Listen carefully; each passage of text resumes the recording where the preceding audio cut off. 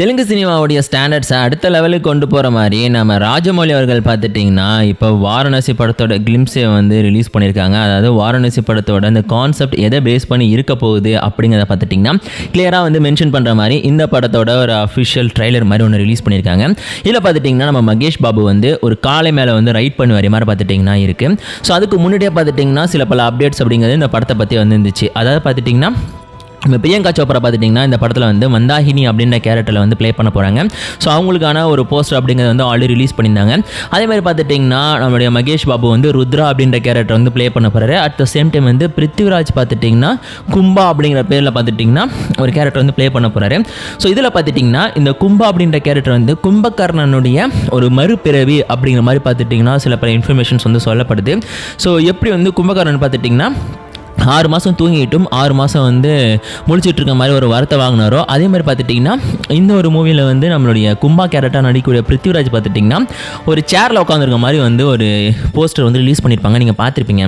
So இந்த போஸ்டரில் பார்த்துட்டிங்கன்னா இவர் வந்து பேரலைஸ் ஆகிருக்க மாதிரியும் இவரோட மூமெண்ட்ஸோடைய உடம்பு பார்த்துட்டிங்கன்னா பேரலைஸ் ஆகி அவங்களாம் பார்த்துட்டிங்கன்னா எந்த விதமான ஸ்பெஷல் பவர்ஸையும் இவரால் யூஸ் பண்ணிக்க முடியாது அப்படின்ற மாதிரி பார்த்துட்டிங்கன்னா காமிச்சிருக்காங்க.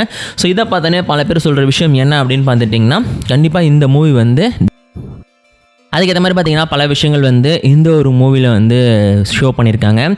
ஸோ அதுலேயுமே பார்த்துட்டிங்கன்னா இந்த மூவி வந்து இந்த ராமாயணம், ஹனுமான் இந்த மாதிரி கான்செப்டை பேஸ் பண்ணி இருக்க போகுது அப்படிங்கிறதுல எந்த விதமான டவுட்டுமே கிடையாது. ஏன் அப்படின்னு பார்த்தீங்கன்னா இந்த ட்ரைலர்லேயே கிளியராக காமிச்சிட்டாங்க. ராமாயணத்துக்கான ரெஃபரன்ஸ் அப்படிங்கிறதும் இந்த ட்ரைலரில் இருக்குது. அதேமாதிரி பார்த்துட்டிங்கன்னா இந்த ஒரு மூவியை பொறுத்த வரைக்கும் பார்த்துட்டிங்கன்னா ஃபுல் அண்ட் ஃபுல் வந்து நிறையா டைம் எனக்கு ட்ராவல் பண்ணி போக போகிற ஒரு மூவியாக பார்த்துட்டிங்கன்னா மென்ஷன் பண்ணப்பட்டிருக்கு.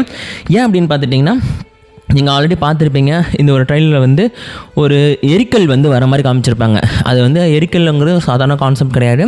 எரிக்கலுக்கு பின்னாடி வந்து நிறைய இன்ட்ரெஸ்டிங்கான ஃபேக்டர்ஸ் அப்படிங்கிறது வந்து இருக்குது. ஸோ அதை ஃபாலோ பண்ணி பார்த்துட்டிங்கன்னா எந்த அளவுக்கு வந்து எரிக்கலை இந்த மூவியில் வந்து ஒரு முக்கியமான பார்ட்டாக யூஸ் பண்ண போகிறாங்க அப்படிங்கிறது நமக்கு கிளியராக தெரியல. அதேமாதிரி பார்த்துட்டிங்கன்னா பல டிஃப்ரெண்ட்டான இடங்களை வந்து உங்களால் பார்க்க முடியும். ஸோ ஒவ்வொரு இடத்துக்கும் பார்த்துட்டிங்கன்னா ஒவ்வொரு மாதிரியான ஸ்டோரி, அதுக்கு பின்னாடி பார்த்துட்டிங்கன்னா அந்த இடம் ஏன் வந்து ஷோ பண்ணுறாங்க அப்படிங்கிறதுக்கான ஒரு எக்ஸ்ப்ளனேஷன் எல்லாத்தையுமே பார்த்துட்டிங்கன்னா ராஜமௌலி வந்து பர்ஃபெக்டாக வந்து கிராஃப்ட் பண்ணி கொடுத்துட்ருக்காரு அப்படின்னு சொல்லலாம். ஸோ இந்த மாதிரி விஷயங்கள்லாம் பார்த்துட்டிங்கன்னா ராஜமௌலிக்கு வந்து கை வந்த கலை. இதுக்கு முன்னாடியே இந்த பாகுபலி மூவி வந்து நீங்கள் பார்த்துருப்பீங்க. ஸோ பாகுபலி மூவி வந்து எந்த அளவுக்கு வந்து இந்தியன் சினிமாவோட ஒரு ட்ரெண்ட் செட்டராக மாறுனுச்சு அப்படிங்கிறதும் உங்களுக்கு ரொம்ப நல்லாவே தெரியும். எங்கே பார்த்தாலும் பாகுபலின்னு சொன்னது மட்டும் இல்லாமல் பார்த்துட்டிங்கன்னா இப்போ பாகுபலிக்கான இட்டர்னல் வார் அப்படின்ற ஒரு மூவிக்கான ஒரு அஃபிஷியல் ஸ்டேட்மெண்ட்டும் பார்த்திங்கன்னா வெளியாக இருக்குது. ஒரு டீசர் மாதிரி பார்த்துட்டிங்கன்னா ரிலீஸ் பண்ணியிருக்காங்க. ஸோ இதில் அவங்க சொல்கிற விஷயம் என்ன அப்படின்னு பார்த்துட்டிங்கன்னா ஆக்சுவலி வந்து இந்த ஒரு மூவியை பொறுத்த வரைக்கும் டெஃபினட்டாக வந்து எல்லா விதமான ஆஸ்பெக்ட்லேயுமே வந்து இந்த படத்தை ஹிட் ஆக்கணும் அப்படிங்கிறதுக்கான எல்லா வேலைகளையுமே வந்து பார்த்துட்ருக்காங்க. ஸோ மகேஷ் பாபு பார்த்துட்டிங்கன்னா தொடர்ந்து வந்து சில மூவிஸ் வந்து பேக் டு பேக் வந்து ஃப்ளாப் ஆனாலுமே அவர் தொடர்ந்து பார்த்துட்டிங்கன்னா மூவிஸ் வந்து ஒர்க் பண்ணிகிட்டே தான் இருக்கார் அப்படின்னு சொல்லிட்டு நம்ம எல்லாருக்கும் ரொம்ப நல்லாவே தெரியும். ஸோ அதை வந்து எந்த அளவுக்கு இந்த மூவியில் வந்து பெஸ்ட்டாக கொண்டு வர போகிறாங்க அப்படிங்கிறது தான் பார்த்துட்டிங்கன்னா இன்றைக்கி எல்லாருமே வந்து ரொம்ப ஆவலாக காத்துட்ருக்காங்க அப்படின்னு சொல்லலாம். ஸோ எது எப்படி இருந்தாலும் இந்த ஒரு மூவியை பொறுத்த வரைக்கும் பார்த்துட்டிங்கன்னா டெஃபினட்டாக வந்து ஒரு மிகப்பெரிய ஒரு ஸ்டோரி அப்படிங்கிறது வந்து டெஃபினட்டாக இந்த மூவியில் இருக்க போகுது. அட் த சேம் டைம் பார்த்துட்டிங்கன்னா இந்த மூவியில் வந்து எந்த அளவுக்கு வந்து பெஸ்ட்டான விஷயங்களை வந்து ஹேண்டில் பண்ண முடியும் அப்படிங்கிறத பார்த்துட்டிங்கன்னா நம்மளுடைய ராஜமௌலியோட அந்த ஒரு பேக்கப் அதில் பார்த்துட்டிங்கன்னா அவர் பண்ணக்கூடிய விஷயங்களுக்கான அந்த ஒரு ஸ்டோரி லைன் அப்படிங்கிறது வந்து பர்ஃபெக்டாக வந்து மேட்ச் ஆக போகுது அப்படின்னு சொல்லிட்டு மென்ஷன் பண்ணியிருக்காங்க. உங்கள் எல்லாருக்குமே தெரியும் மகதீரா பயங்கரமான ஹிட்டு. ஏற்கனவே பார்த்திங்கன்னா அவர் வந்து இந்த ஒரு கரண்ட் டைம்லைன் அதுன்ற பார்த்துட்டிங்கன்னா பாஸ்ட்டில் வந்து ஒரு மிகப்பெரிய ஒரு ஸ்டோரி அப்படின்ற மாதிரி வந்து கலந்து எடுக்கிறதுல பயங்கரமாக ஹிட்டு கொடுப்பாரு.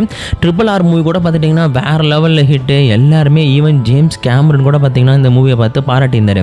ஸோ இந்த மாதிரி பார்த்துட்டிங்கன்னா தமிழ் சினிமா வந்து நம்மளுடைய தெலுங்கு சினிமா பார்த்துட்டிங்கன்னா அடுத்த லெவலுக்கு கொண்டு போகிற வேலையை வந்து நம்ம ராஜமௌலி ரொம்ப ஈஸியாக கேரி பண்ணி கொண்டு போயிட்டுருக்காரு. ஸோ இந்தியன் சினிமாவுடைய ஒரு ஃபினோமினன் அப்படின்னு சொல்லிட்டு இந்த மூவிஸ் வந்து சொல்லலாம். ஸோ ஃபஸ்ட்டு பார்த்துட்டிங்கன்னா மகதீரா அந்த படமே வந்து பயங்கரமான ஹிட்டை கொடுத்துச்சு. எல்லாரும் பயங்கரமாக வந்து அதை பாராட்டி தள்ளியிருந்தாங்க. ஸோ அதுக்கப்புறம் பார்த்துட்டிங்கன்னா நம்மளுடைய அந்த நானி. ஸோ ஒரு ஈயை வச்சு எந்த அளவுக்கு வந்து இன்ட்ரெஸ்டிங்கான ஒரு ஸ்டோரியை கொடுக்க முடியுமோ அந்த அளவுக்கு இன்ட்ரெஸ்ட்டாக பார்த்திங்கன்னா நம்மளுடைய ராஜமௌழி வந்து கொடுத்துருந்தாரு. ஸோ அதுக்கப்புறம் வந்த மூவி தான் பார்த்துட்டிங்கன்னா பாகுபலி, வேறு லெவல் ஹிட்டு. ஸோ எப்படி இந்த மூவியை வந்து ஹிட் ஆக்கணும், எப்படி வந்து இந்த மூவி எல்லாருக்கும் போய் ரீச் ஆக வைக்கணும் அப்படிங்கிறத பார்த்துட்டிங்கன்னா பயங்கர கான்சன்ட்ரேஷனோட பண்ணி அந்த படம் ரெண்டுமே வேறு லெவலில் ஹிட் ஆச்சு. அந்த மாதிரி தான் பார்த்திங்கன்னா இந்த ஒரு வாரணாசி படத்தையுமே வந்து பயங்கரமாக ஹிட் ஆக்க ஒரு முடிவு பண்ணியிருக்காரு அப்படின்னு சொல்லிட்டு சில இன்ஃபர்மேஷன்ஸ் நமக்கு கிடச்சிருக்கு.